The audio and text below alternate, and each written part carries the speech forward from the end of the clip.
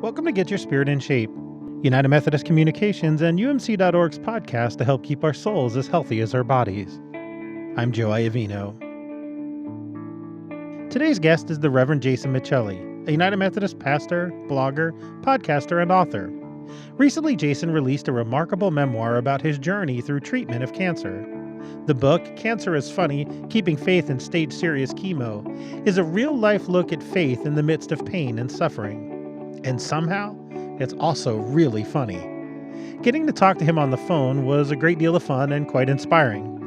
And I hope this conversation speaks to you, too. Welcome, Jason. Thanks. Tell me a little bit about yourself. So I am a United Methodist pastor serving in Virginia. I'm just a few miles outside of Washington, D.C. I'm the executive pastor at Aldersgate United Methodist Church. I've been here about a dozen years. Before that, I served a smaller church in the Blue Ridge Mountains of Virginia. And before that, I served a little church and was a prison chaplain in New Jersey. You recently released a book about your journey through a personal crisis, and the book is called Cancer is Funny, Keeping Faith in Stage-Serious Chemo. The book's getting some pretty amazing reviews, and it seems, at least in my circles of social media, that it's pretty popular. I keep seeing it popping up on my Twitter feed. Oh, good. Can you tell me a little bit about the book? Sure. So about 2 years ago, this past Christmas, after about 6 months of some pretty terrible ongoing kind of abdominal pains and ongoing doctor's appointments to no effect, I had a CAT scan, and the doctor called me, that night immediately and asked if I was sitting down, and had surgery the next day, and they removed about a 10 by 10 tumor out of my intestine that was causing the pain. And I woke up from surgery to my wife explaining to me that they didn't have the results of the biopsy yet, but I probably had one of 5 rare cancers. And so I have something called mantle cell lymphoma. It's an incredibly rare cancer that usually affects men in their 70s.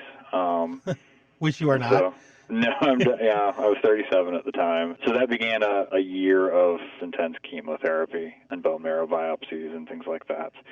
So I realized pretty early on, based on how people were reacting to me, that a lot of people have unresolved grief around someone they know with cancer, or maybe cancer themselves. And so I decided that since a large part of my vocation is to model how to do the faith in front of other people, I thought, now that things got really real for me, I thought it would be appropriate to model how I do cancer as a Christian too. And so I started writing, and it's funny just because that's the frame of reference I try to bring to things, and also because humor is a defense mechanism that I like to use subconsciously. And it's theological, and it narrates my journey through my therapy and kind of emerging out of it. And it's a wonderful book, and you take some really complex theological pieces and make them really accessible because of your spiritual journey. Yeah, it's easy to do contextual theology when you're thrust into a completely new context.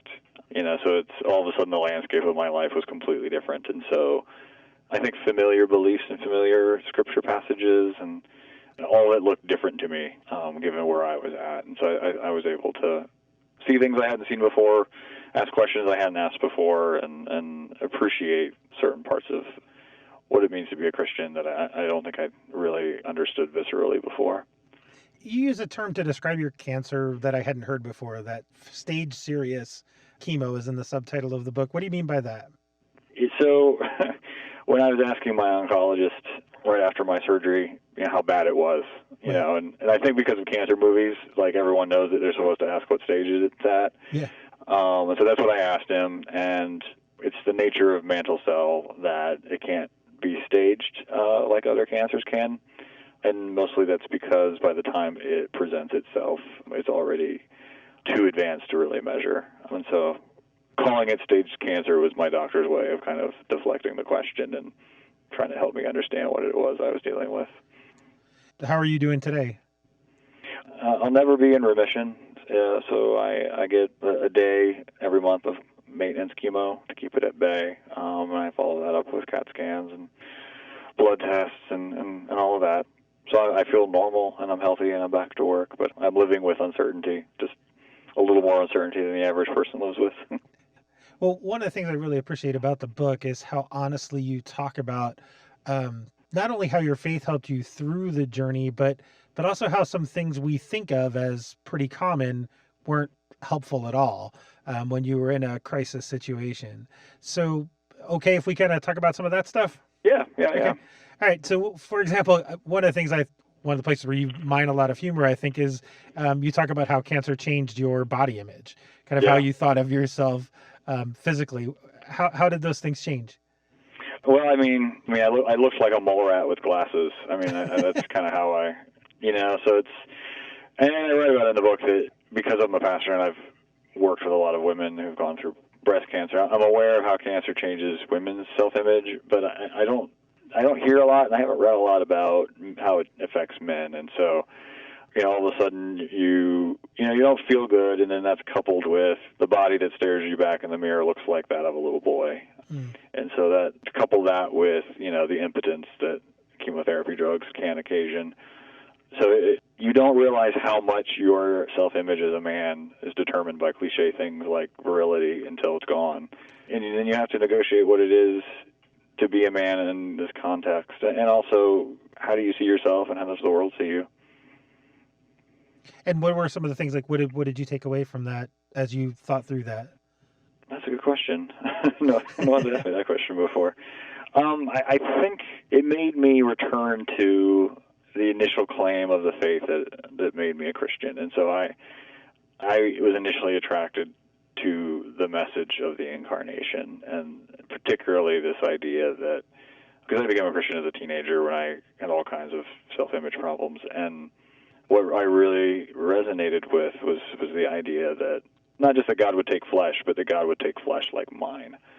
That God would take something that I, at the time of my life, loathed and would somehow make it holy. And so with cancer, I found myself kind of, loathing the face that I saw in the mirror and the body that I saw in the shower. And so I returned especially to that idea that, even a body like mine is one that God would be willing to put on. One of the interesting things you do in talking about the incarnation is you talk a little bit about how that led you to a new understanding of discipleship. You say something about how every cancer gets a different mixture of chemicals in the chemotherapy. Everybody responds differently. And that kind of led you to understand my body's unique, my body is different, which also means my path of discipleship, there's no one right way to do this. Yeah, and one of the reasons I wrote the book is I think people need permission if they're depressed, if they feel like they're losing their faith, if they're angry at God, if you could fill in, they need permission that it's okay to feel those things as a disciple, that there isn't a right way to do suffering as a Christian. And that's the sense I get from a lot of books that people gave me, is like, here's the Christian way to think about this, or here's the Christian way to talk about what you're going through, or here's the Christian way to feel about it. And it's not one size fits all. God puts on a particular human body and incarnates it in a particular way. And I think that what we're called to do is to incarnate it in our own time and place, in the context of our own lives, and that will look differently. And certainly, I think how Jesus lives his life gives us kind of a template, but it's certainly not one size fits all. You talk about the Christian response or whatever, like you read books that said this is the right, for lack of a better word, like this is the right way a Christian should feel about these things. And one of the thought was really powerful sections. You talk about your fear and that it was, I love that you give us permission to be afraid. Yeah. That's probably the one thing that surprised me the most is, I would just wake up with panic attacks, thinking about, in particular, like how this was affecting my wife, my boys, who were still young. I would just wake up in the middle of the night, just covered in sweat and unable to breathe. And that happened, when I'm laying in the hospital and there's a lot of terrible Christian television on late at night. Right. And there's not a lot of, there's almost this unspoken implication, promulgated by Christians that fear is the opposite of faith. Right. And it's true that, again and again and again, God or Jesus or Gabriel is telling us to not be afraid. But I think I mean, not only is fear like a valid like human emotion, I think it shows that like we actually give a crap about the people in our lives, and it's a sign of love, or it can be. I love the way you say that in the book about you were afraid because you love, because you were afraid for your children or afraid for your wife and for others around you. You also talk about your prayer life and how going through this journey kind of changed the way you think about prayer. Could you talk a little bit about that? So I confess in the book and to you, I am someone who lives in my head, and it's hard to turn off the noise, and I've never been a good prayer as a consequence. And I found that to be particularly true when I was sick, mostly just because so I did have a lot of noise in my head governed by fear and anxiety, but also just because I just didn't feel very good and just didn't have the strength or the energy to do something like pray well. And I had been told that by like a guy in my church a long time ago when I was just a student pastor in New Jersey, and that came back to me in this case. And it really forced me to rely upon and really value the fact that other people told me they were praying for me. I think because I work in a church, I hear people say all the time, well, you'll be in my prayers. And it's almost like, it's just jargon that pastors and church people say, or at least that's how it always sounded to me. Mm-hmm.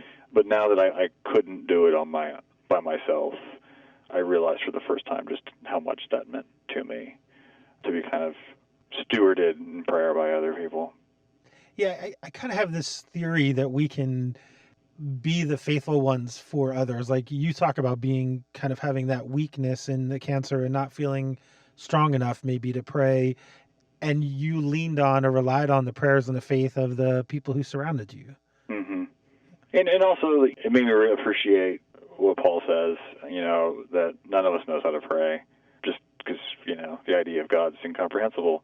But just the sheer act of praying is itself God's action within us. And so, in a sense, even my terrible, terrible cancer prayers were grace. I want to go a little bit deeper on one of these things and maybe two.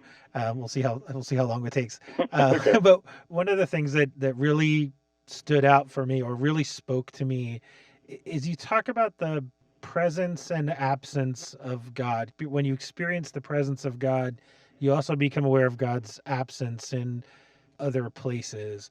Mm-hmm. And one of the illustrations you talk about is Shadrach, Meshach, and Abednego in Daniel when they get thrown into the fiery furnace. And you ask the question, did they know that the angel was there with them? Yeah. How did you experience that? That reflection came at a time when I was down. And so I came to the conclusion that it's hard to know that God is with you when you're in the midst of the fire. And so you have to rely upon what the community and what your friends say they see.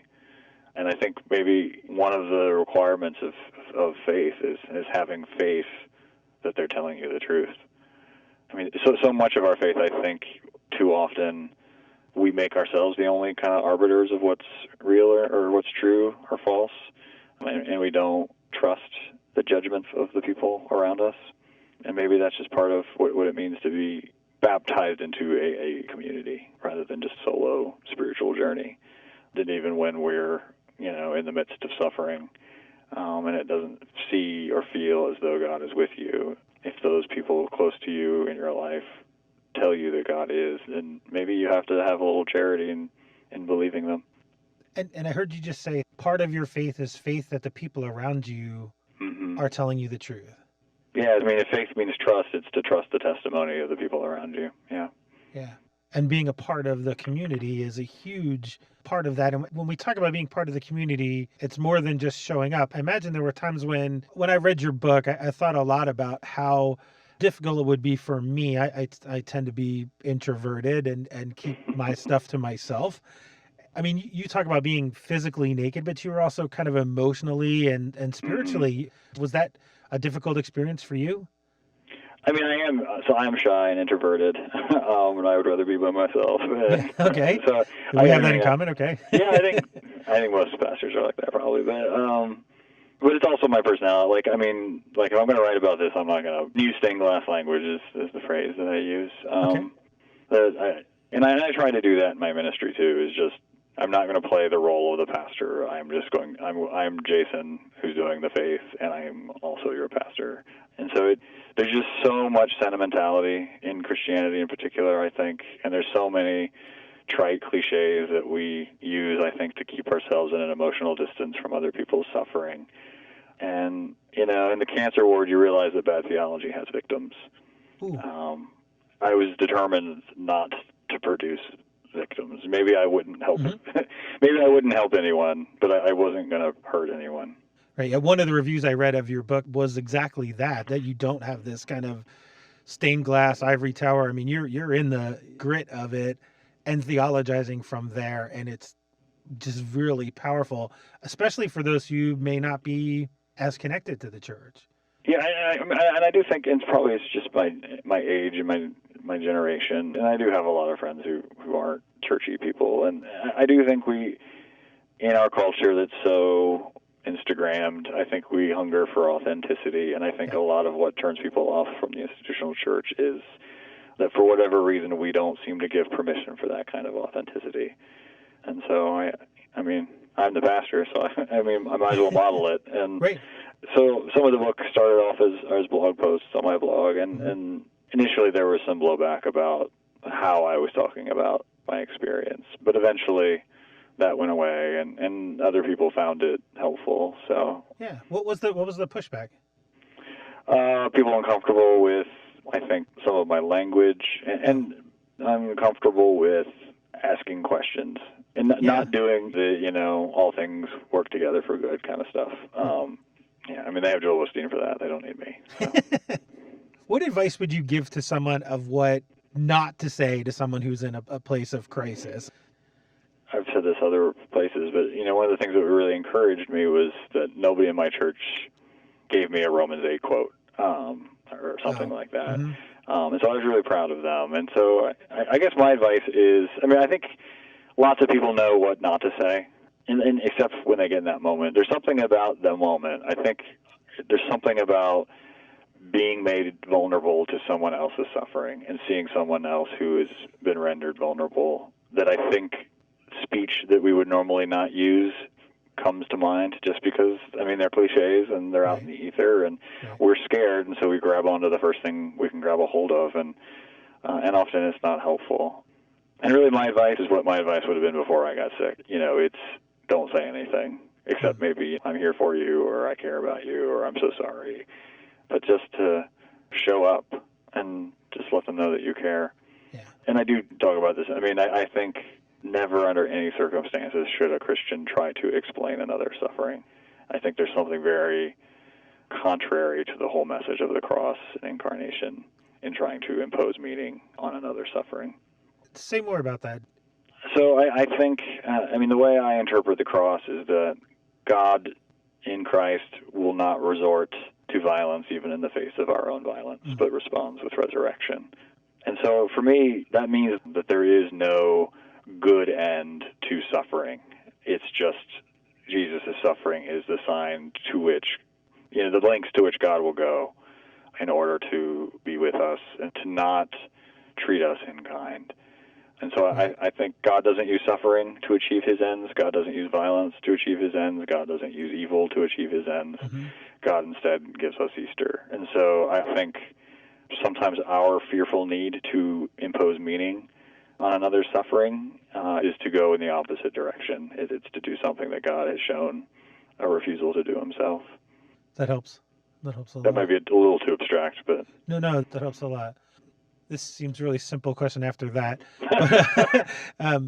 How can we be most supportive? What were some of the things that people did for you that were just kind of blew you away with their care and concern for you?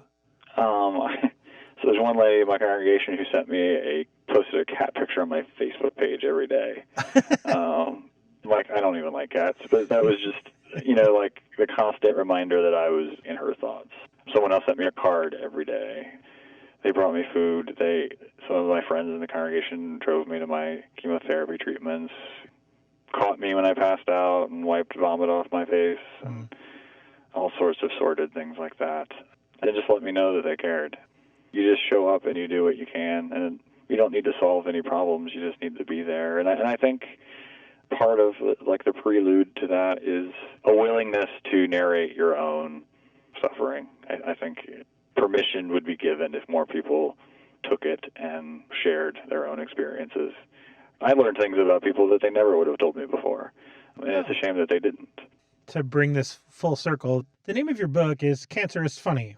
Why is cancer funny? So I do that in a couple ways.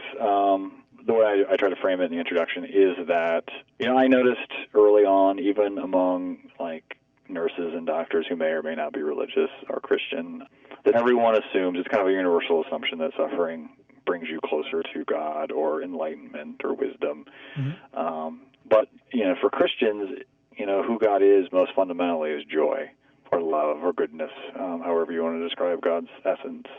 And so it doesn't make any sense to me that if an experience of suffering leads you closer to God, that should leave you bereft or grieved. That at some point, that journey through suffering to God should bring you closer to joy or laughter. And as a pastor, I know that's true, having buried so many people, that that grief turns to laughter very quickly and unexpectedly. Mm-hmm. So that's kind of my theological framework of why it's funny. But it's also funny in the sense that seeing kids with cancer in the waiting room of my oncologist's office, it makes belief in God seem absurd sometimes. And so cancer's funny in the sense that it can feel as though the joke's on Christians for believing sometimes. As we wrap up, I want to ask you the question that I ask every guest that I have on Get Your Spirit in Shape. What spiritual practice would you recommend that we try out? I don't know if it qualifies as a spiritual practice. Okay. But my number one takeaway, I think, and I mentioned a little bit of it, is that my experience has made me appreciate my friends in a way that I never did before and maybe took for granted. And so it's not praying the hours or receiving the Eucharist, but taking the time to listen and appreciate the friends that you have through Christ in your life. You tell this great story at the end of the book where you talk about how you came to kind of appreciate the little things in life and began to see things a little bit differently. Yeah. And I really appreciate that. I want to give you a chance too to talk about you. Your blog is called Tamed Cynic. Tell me a little bit about that. Yeah, I started the blog, 4 years ago or so. It's named after the Reinhold Niebuhr book, Leaves from the Notebook of a Tamed Cynic, which was his diary from his first couple of years in parish ministry. And when I first felt a call to ministry when I was in college, that was the book that my pastor named Dennis gave to me. And he is the pastor with whom I serve on staff today. And so I named it Tamed Cynic, both because I'm cynical, but also as a kind of an homage to kind of the arc of faith and vocational journey. And actually, it's funny, Dennis is the one who recommended your blog to me like a couple of years ago. I interviewed him for a story, and all he said to me at the end was this kind of like offhand comment. I was like, you should really read this, my associate's blog. I was like, okay. And within a couple of posts, I was a subscriber. So I've been following you for a couple of years in that. Okay. Yeah, that's how I first learned of your journey through cancer was through the blog. But yeah, Dennis was my intro into that. So that's pretty cool. Yeah, and that's the blog's a good example of what I mean by friends, is because the blog went black for a while, and I heard from all of these people all over the world that I've never met, and in meaningful, not cursory ways. And so I know it's supposed to be dead people that were surrounded by like a cloud of witnesses, but that's what it felt like, and some of those have turned into like friendships that I value as much as any. That's fantastic. And then you also have you're a co-host of a podcast called Crackers and Grape Juice. Yeah, not to beat a dead horse, but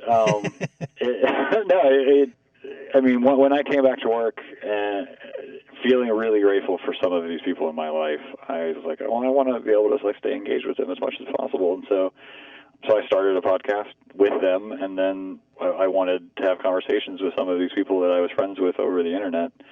So really the podcast kind of grew out of how I wanted to embody this new appreciation I had for these relationships in my life. Yeah, so it's a good way so to it's stay full of connected. crackers and grape juice, and it's taken on a life of its own, so it's good. Thanks, Jason. It was really good talking to you today. Take care. That was Jason Micheli, United Methodist pastor, blogger, podcaster, and author of Cancer is Funny, Keeping Faith in Stage-Serious Chemo. I highly recommend the book.